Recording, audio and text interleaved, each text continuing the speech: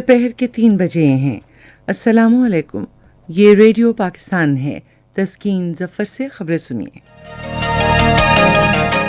پہلے اہم خبروں کا خلاصہ۔ وزیر توانائی نے کہا ہے کہ حکومت بجلی کی پیداوار کے لیے مقامی وسائل کو بروئے کار لانے کے لیے قابل تجدید توانائی کی نئی پالیسی کے تحت توانائی کے منصوبوں پر توجہ دے رہی ہے۔ وزیر داخلہ نے کہا ہے کہ اسلام آباد پولیس کو بہتر تربیتی کورسز کے ساتھ جدید خطوط پر استوار کیا جائے گا تاکہ اسے قانون نافذ کرنے والے دوسرے اداروں کے لیے مثالی فورس بنایا جا سکے۔ وزیر ہوابازی نے سعودی عرب کے ساتھ دو طرفہ تعلقات کو مزید فروغ دینے اور انہیں مستحکم بنانے کے پاکستان کے عزم کا اعادہ کیا ہے۔ ملک میں گزشتہ 24 گھنٹے کے دوران کورونا وائرس کے مزید 52 افراد جاں بحق ہو گئے۔ بھارت کے غیر قانونی زیر قبضہ جموں کشمیر میں سوپور میں ہولناک قتل عام کے 28 سال مکمل ہونے پر آج شہر میں مکمل ہڑتال ہے۔ چین نے خبردار کیا ہے کہ وہ امریکہ کی جانب سے 8 چینی کمپنیوں پر پابندی لگانے کے بعد اپنی کمپنیوں کے حقوق کے تحفظ کے لیے جوابی اقدامات کرے گا۔ اور اب خبریں تفصیل سے۔ وزیر توانائی عمر ایوب خان نے کہا ہے کہ حکومت بجلی کی پیداوار کے لیے مقامی وسائل کو بروئے کار لانے کے لیے تجدید توانائی کی نئی پالیسی کے تحت منصوبوں پر توجہ دے رہی ہے۔ آج اسلام آباد میں سعودی عرب کے سفیر نواف بن سعید المالکی سے گفتگو کرتے ہوئے انہوں نے کہا کہ تیل اور گیس کے شعبے میں تلاش اور پیداوار کی سرگرمیوں سے ملک میں سرمایہ کاری آئے گی۔ وفاقی وزیر نے سعودی سفیر کو پاکستان کی اقتصادی ترقی کے فروغ کے لیے مختلف شعبوں میں موجودہ حکومت کی جانب سے متعارف کرائی گئی سرمایہ کار دوست پالیسیوں کے باعث مختلف توانائی منصوبوں پر پیش رفت سے متعلق بھی آگاہ کیا۔ انہوں نے کہا کہ ملک کی اقتصادی ترقی کے فروغ کے لیے توانائی شعبے کی متنوع منڈی سرمایہ کاری کی اولین منزل ہے۔ سعودی عرب کے سفیر نے زور دیا کہ ان کا ملک دونوں برادر ملکوں کے درمیان دو طرفہ تعلقات مستحکم بنانے کے لیے پاکستان کے ساتھ کام جاری رکھے گا۔ وزیر داخلہ شیخ رشید احمد نے کہا ہے کہ اسلام آباد پولیس کو قانون نافذ کرنے والے دوسرے اداروں کے لیے مثالی فورس بنانے کے لیے جدید خطوط پر استوار کیا جائے گا۔ ایک نجی نیوز چینل سے گفتگو کرتے ہوئے انہوں نے کہا کہ اسلام آباد کو ایک محفوظ شہر بنانے کے لیے سیکیورٹی لائحہ عمل کو مزید بہتر بنایا جائے گا۔ انہوں نے کہا کہ مؤثر جانچ پڑتال کے لیے اسلام آباد پولیس کو مزید کاریں فراہم کی جائیں گی۔ شیخ رشید نے اس بات پر بھی زور دیا کہ جدید پولیسنگ اخلاقیات اور عوام کے ساتھ سلوک کے حوالے سے درپیش چیلنجز سے نمٹنے کے لیے پولیس کے لیے بہتر تربیتی کورسز میں جدت لائی جائے گی۔ وزیر ہوابازی غلام سرور خان نے سعودی عرب کے ساتھ دو طرفہ تعلقات کو مزید فروغ دینے اور انہیں مستحکم بنانے کے لیے پاکستان کے عزم کا اعادہ کیا ہے۔ وہ سعودی عرب کے سفیر نواف بن سعید المالکی سے گفتگو کر رہے تھے، جنہوں نے آج ان سے اسلام آباد میں ملاقات کی۔ وفاقی وزیر نے کہا کہ پاکستان سعودی عرب کے شہر آبا کے لیے ہفتے میں 2 پروازیں چلائے گا۔ انہوں نے کہا کہ اس سے دونوں ملکوں کے درمیان دو طرفہ تعلقات مزید مستحکم اور سیاحت کو فروغ ملے گا۔ غلام سرور خان نے سعودی عرب اور قطر کے درمیان تعلقات کی بحالی کو علاقائی امن و استحکام کے لیے ایک مثبت پیش رفت قرار دیا۔ سعودی سفیر نے کرونا وائرس کو پھیلنے سے روکنے کے لیے پاکستان کی جانب سے کیے گئے اقدامات کو سراہا۔ وزیر مواصلات مراد سعید نے کہا ہے کہ عوام نے حزب اختلاف کی جماعتوں کے اتحاد کا بیانیہ مسترد کر دیا ہے۔ آج اسلام آباد میں نیوز کانفرنس سے خطاب کرتے ہوئے انہوں نے کہا کہ حزب اختلاف کی جماعتوں کا حقیقی چہرہ بے نقاب ہو گیا ہے۔ انہوں نے کہا کہ بدعنوان عناصر کو کوئی NRO نہیں دیا جائے گا۔ مراد سعید نے یاد دلایا کہ یہ وفاقی حکومت ہی تھی جس نے کورونا وبا کے بعد مستحق خاندانوں کو 12,000 روپے فی کس کی مالی امداد دی۔ حکومتی رہنماؤں کا ایک اہم اجلاس آج اسلام آباد میں اسپیکر قومی اسمبلی اسد قیصر کی صدارت میں ہوا۔ اجلاس میں پارلیمنٹ، معیشت، سیاست اور کورونا وائرس سے متعلق مختلف امور پر تبادلہ خیال کیا گیا۔ اسپیکر نے اظہار خیال کرتے ہوئے کہا کہ عوام سے کیے گئے وعدے پورے کرنے کے لیے دستیاب وسائل بروئے کار لانے کا وقت آ گیا ہے۔ انہوں نے کہا کہ کورونا وائرس کی پہلی لہر پر قابو پانے کے لیے پارلیمان نے ایک کلیدی کردار ادا کیا۔ ملک میں گزشتہ 24 گھنٹے کے دوران کورونا وائرس سے مزید 52 افراد جاں بحق ہو گئے۔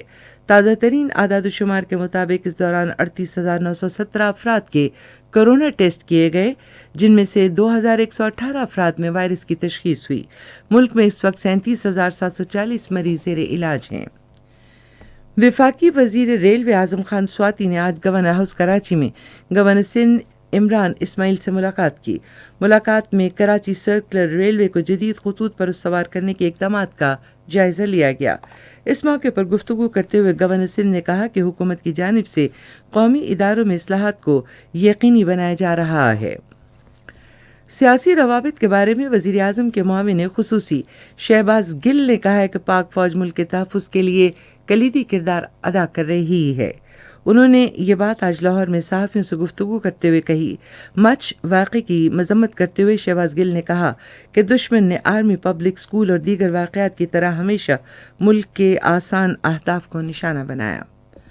پشاور میں کوہاٹ روڈ کے علاقے زنگالی میں آج دستی بم کے دھماکے میں 2 بچے جاں بحق اور 5 زخمی ہو گئے۔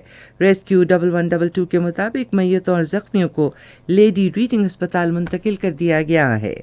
یہ خبریں آپ ریڈیو پاکستان سے سن رہے ہیں۔ کینیڈا میں پاکستان کے ہائی کمشنر رضا بشیر تارڑ نے کہا ہے کہ کشمیر کے علاقے میں کسی قسم کی بدامنی عالمی امن کو تباہ کر دے گی۔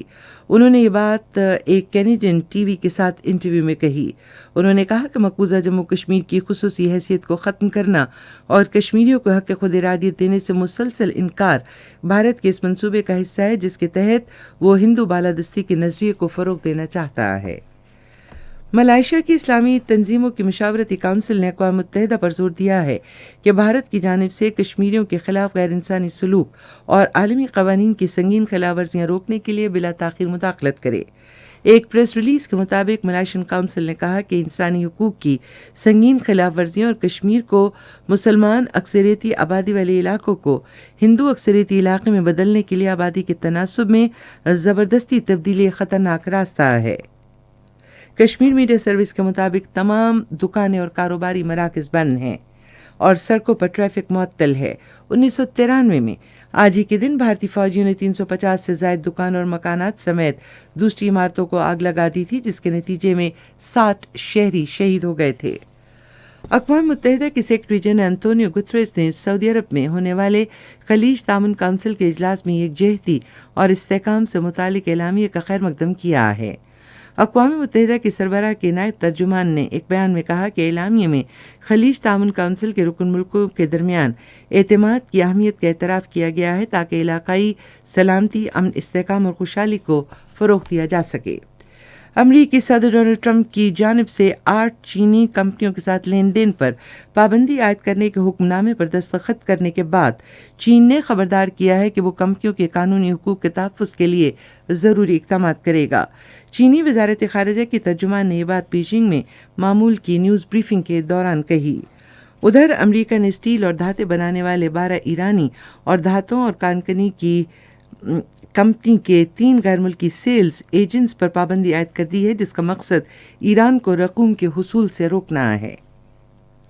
ایران نے فوجی مشقوں کے دوسرے روز اپنے کرار کلاس ڈرون سے آزارکش میزائل کا کامیاب تجربہ کیا ہے۔ مشق کے ترجمان ریئر ایڈمرل محمود موسوی نے تہران سے جاری ایک بیان میں کہا کہ ڈرونز کے ذریعے سرحدوں کی مسلسل نگرانی اس مشق کے اہداف میں شامل ہیں۔ افغانستان کے صوبے باغلان میں کارروائی کے دوران کم از کم 6 طالبان ہلاک اور 4 زخمی ہو گئے۔ کرائسٹ چرچ میں نیوزی لینڈ نے پاکستان کو دوسرے کرکٹ ٹیسٹ میں 176 رنز اور اننگ سے ہرا کر سیریز 2-0 سے جیت لی۔ ریڈیو پاکستان آج تیسرے پہر 4:05 پر اپنے قومی پروگرام میں اسکواش کے کھلاڑی روشن خان کی برسی کے سلسلے میں خصوصی فیچر نشر کرے گا۔ موسم محکمہ موسمیات کی پیشگوئی کے مطابق آئندہ 12 گھنٹے کے دوران ملک کے بیشتر علاقوں میں موسم سرد اور خشک، جبکہ شمالی بلوچستان میں شدید سرد رہے گا۔ تاہم گلگت بلتستان، کشمیر اور ملکہ علاقوں میں گرج چمک کے ساتھ بارش اور پہاڑوں پر برف باری کا امکان ہے۔ پنجاب، میدانی علاقے اور بالائی سندھ شدید دھند کی لپیٹ میں رہیں گے۔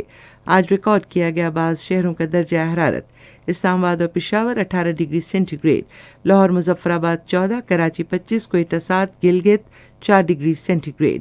بھارت کے غیر قانونی زیر قبضہ جموں کشمیر کے بارے میں محکمہ موسمیات کی پیشگوئی کے مطابق سری نگر، لیہ، پلوامہ، اننت ناگ، شوپیاں اور بارہمولہ میں مطلع ابرآلود اور بارش اور برفباری کا امکان ہے، جبکہ جموں میں مطلع ابرآلود اور گرج چمک کے ساتھ بارش متوقع ہے۔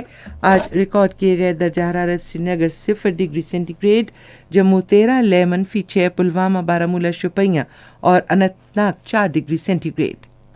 اس کے ساتھ ہی خبریں ختم ہوئیں۔